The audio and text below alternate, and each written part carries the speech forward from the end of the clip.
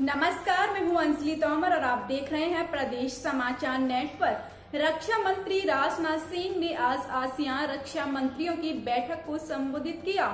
ADMM plus एक महत्वपूर्ण मंच है जिसमें 10 आसियान सदस्य देश और 8 डायलॉग पार्टनर ऑस्ट्रेलिया, चीन, भारत, जापान, न्यूजीलैंड, दक्षिण कोरिया, रूस और संयुक्त राज्य अमेरिका शामिल हैं।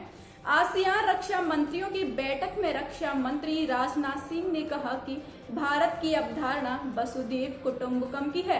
पूरी दुनिया एक परिवार है और ये प्रासंगिक हो गई है।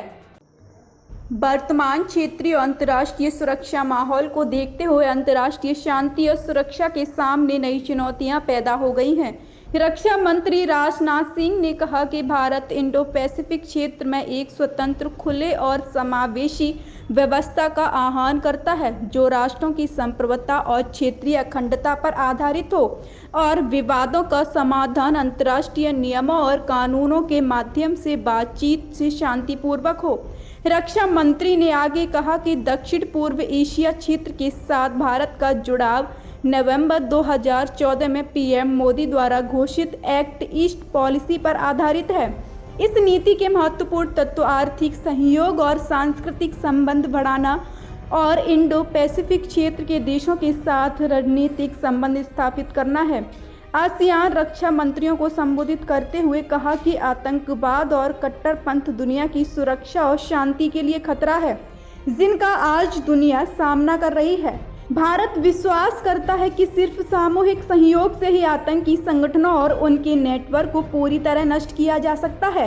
इस बैठक की मेजबानी ब्रुनेई रक्षा मंत्रालय कर रहा है।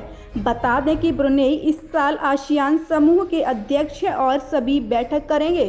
India supports utilization of ASEAN-led mechanisms as important platform for implementation of our shared vision for the Indo-Pacific.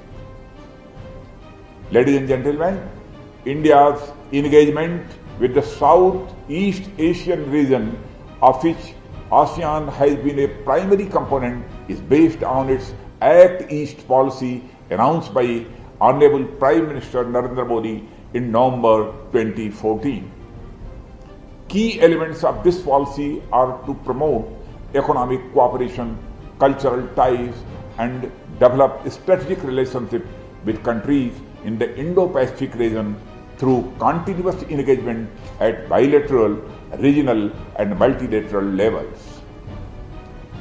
Maritime security challenges are another area of concern to India.